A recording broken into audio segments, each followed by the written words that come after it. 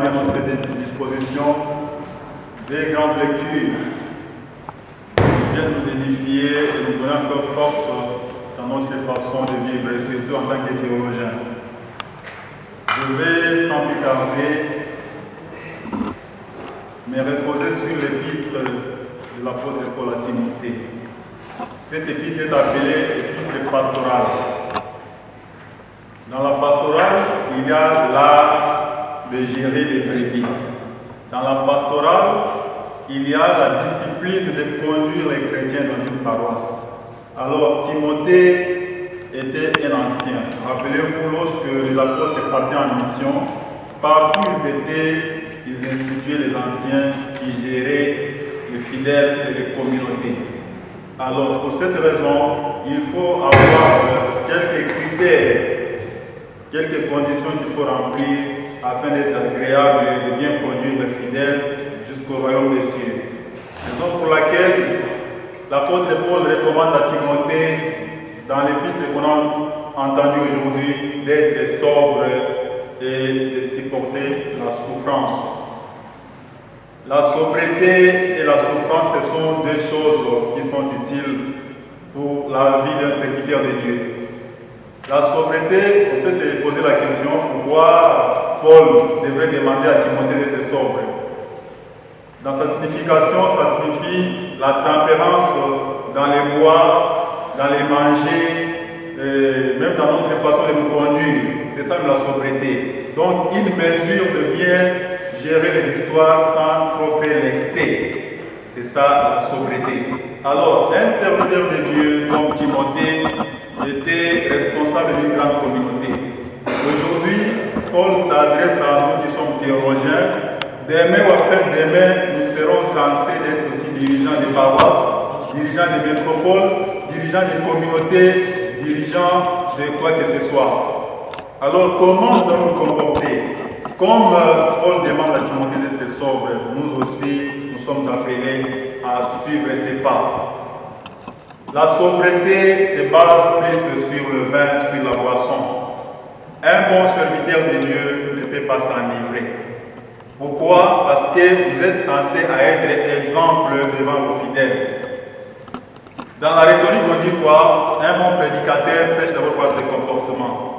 Si vous êtes sous l'art, à tout moment dans la boisson, et que les fidèles vous voient toujours comme ça, les jours que vous allez vous tenir devant pour prêcher, votre personnalité va vous trahir. Parce que quand on se tient comme ça, dans vous, il y a une définition sur moi. C'est-à-dire, les fidèles se posent la question, lui là, qu'est-ce qu'il veut dire? On les connaît dans la boisson, dans la bière, ils s'enivrent à tout moment, qu'est-ce qu'il veut nous prêcher?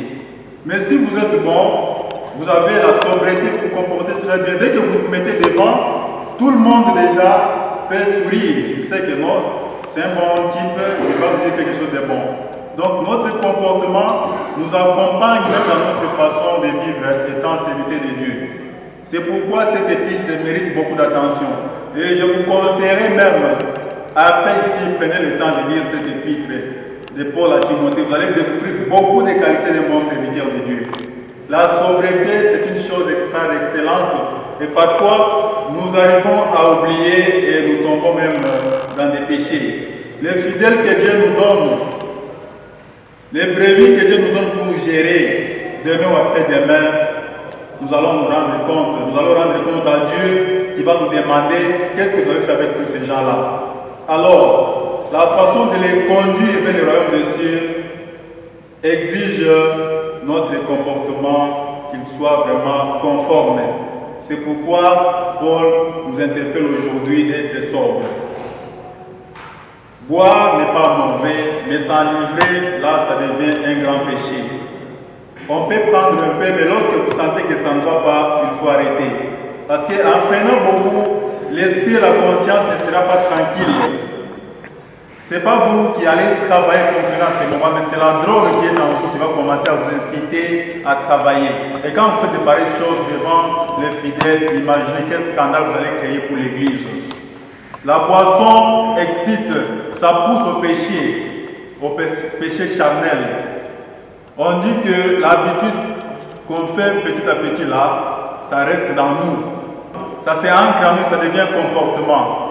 Si on n'arrive pas à maîtriser notre façon de boire, notre façon de nous comporter, ça va rester comme un comportement inné. Et lorsque nous serons devant nos fidèles, nous allons faire seulement des scandales. C'est que l'Église ne demande pas, c'est que l'Église n'attend pas de nous.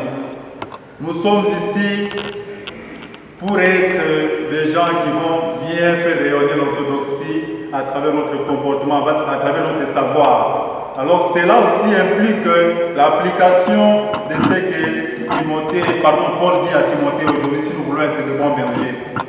La sobriété ne parle pas seulement de la boisson, même de la nourriture. Des fois, nous voulons manger avec excès. Sachez que la nourriture alourdit le corps. Ça apporte beaucoup de sommeil. Quand le corps devient lourd, même votre esprit devient très lourd. Vous ne saurez pas quand même vous développer et puis faire avancer vos sens spirituels.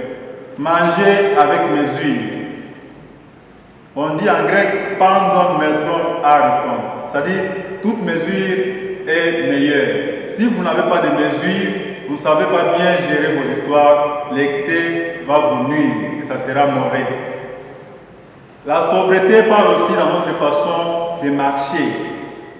Un bon prédicateur, un bon serviteur de Dieu doit avoir aussi une démarche là confortable. Vous allez vous retrouver avec un théologien au marché, en pleine route là, c'est comme un Koulouna qui va n'importe où. Démarche comme si, non, vous êtes serviteur de Dieu, vous êtes appelé à être un grand pasteur, conformez-vous à votre étude, marchez comme il faut. À travers votre démarche, prêchez. À travers votre démarche, transmettez la douceur. C'est bien. Ça nous accompagne aussi dans notre comportement de nous habiller. Un bon théologien, un bon serviteur de Dieu ne peut pas faire des tailles basses. Il ne peut pas porter peut-être pour faire rire aux gens. Non. À travers votre façon de porter la vie, vous pouvez catéchiser quelqu'un. En te voyant cela comme ça, non, c'est responsable. Quelqu'un peut t'approcher facilement. Mais si on te voit avec des pantalons qui descendent, des fois tu soulèves, ça tombe encore, tu soulèves, là on va dire non, cet enfant n'est pas sérieux, cet enfant est comme ça. Et voilà, c'est la réputation de l'Église que vous allez gâcher. Ceci n'est pas important pour nous. L'apôtre Paul ajoute encore ceci. Supporter les souffrances. Certes, Jésus avait déjà prédit ça en disant que tout celui qui veut venir à ma suite, qu'il se charge de sa croix, qu'il renonce à lui-même et qu'il me suive. Se charger de sa croix, ce n'est pas aller fabriquer une croix en bois, porter ça sur les épaules pour suivre le Christ. C'est juste avoir la patience dans la souffrance. Quelle souffrance dont on parle ici? La vie qu'on a choisie pour suivre le Christ, pour être ses serviteurs, ce n'est pas un bonbon à sucer, mais c'est peut-être un médicament amer qu'on doit supporter de boire sans eau. Quand je parle de bonbons sucrés, vous savez, à sucer, vous savez, les bonbons c'est sucré. Donc quand on mange les bonbons, on est content, c'est la joie. Alors ce travail, cette discipline de théologie qu'on avait choisie, cette tâche d'être des serviteurs de Dieu, porteurs de l'évangile, ce n'est pas un bonbon à sucer. Des souffrances sont là, des problèmes sont là qui vont peut-être un moment nous bousculer. Mais Paul, à travers l'épître pastorale, nous exhorte à être patients dans cette souffrance. C'est en supportant cela que nous serons couronnés, comme lui-même l'a dit à la fin de l'épître, que l'apôtre sera maintenant couronné parce qu'il a combattu le bon combat. Quel combat? C'est supporter les souffrances, être patient avec les amis peut-être qui vous indisposent, qui vous dérangent. Un moment, ça ne peut pas aller si à la faculté, vous sentez que vous êtes coincé, vous êtes bousculé par-ci par-là. Entrez à l'église, priez Dieu qui vous donne la patience afin de faire sa volonté. Le chemin des héros n'a jamais été facile. Tout celui qui aspire au bonheur doit passer par la souffrance. Je peux vous donner mon exemple personnel. Un moment, si vous entendez parler d'ici des catéchistes du village, c'est nous qui sommes les premiers à être appelés comme ça dans cette faculté de théologie. Quand nous avons fini nos études, l'archevêque qui s'est fort de bienheureuse mémoire nous a dit, vous là, vous ne connaissez absolument rien, allez dans vos villages faire la catéchèse. Et directement, les assistants, les collègues étudiants commençaient à nous appeler les catéchistes du village. Pour nous, ça ne nous gênait pas. Comme on avait confiance en Dieu, on savait qu'on doit servir toujours. Nous sommes partis au village et de là, nous avons commencé à travailler sans nous décourager, sans demander quoi que ce soit. En nous donnant comme ça corps et âme, Dieu a vu que ses enfants ont la bonne volonté d'aider l'Église. Dieu nous a enlevés de là où vous êtes un catéchistes du village pour nous faire prêtre là où nous sommes pour le moment. C'est parce que nous avons accepté, nous avons enduré la souffrance. Mais si vous voulez le luxe, vous voulez toujours être dans des conditions la meilleure, mes chers amis, Dieu n'aime pas comme ça. Rabaissez-vous, humiliez-vous et on va vous élever. C'est juste ça. C'est ce que Paul veut dire à Timothée en conduisant les fidèles. Alors, dans ce qu'on a entendu aussi dans l'évangile d'aujourd'hui,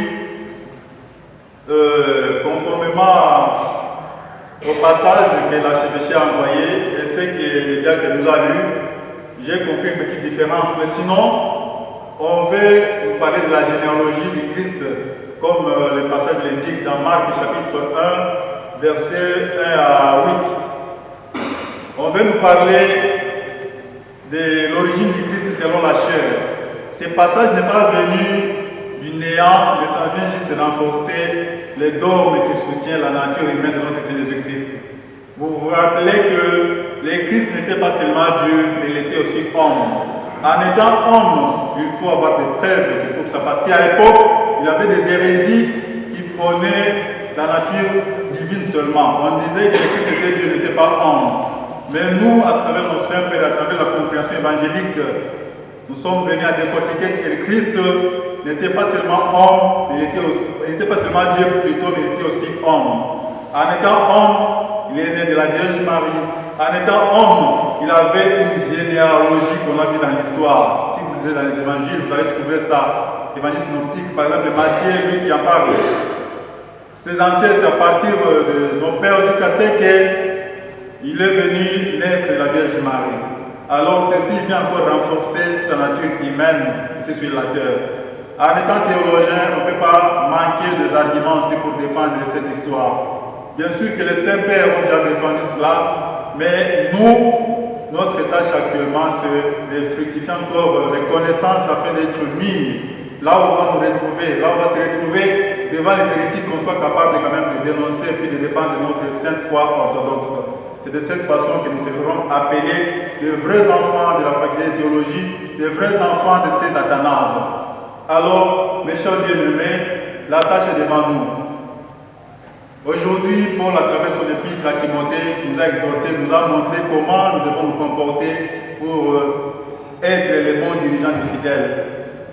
Aujourd'hui, vous êtes en formation, demain ou après-demain, vous serez devant les fidèles comme des bergers, comme des prêtres, comme des catéchistes, comme quoi que ce soit. Alors, l'Église ne permet pas les scandales. Lisez cet épître conformément à ce que Paul dit, vous allez trouver beaucoup de connaissances et ça va vous aider à être mis dans ce chemin qu'on avait choisi tous ensemble pour être le serviteur de Dieu et changer le monde entier afin que tous puissent croire au Christ qui est le véritable messager. Que lui-même nous accorde cette grâce parce qu'avec notre force, nous ne saurons pas. Il faut que le Saint-Esprit et le Seigneur Jésus-Christ viennent nous fortifier, nous tenir la main droite pour faire lever de là où nous sommes dans l'état de faiblesse, nous accorder le courage de tenir jusqu'à la fin de notre formation afin d'être couronnés et aller prêcher la bonne nouvelle partout dans le monde au nom du Père et du Fils et du Saint-Esprit. Amen. Amen.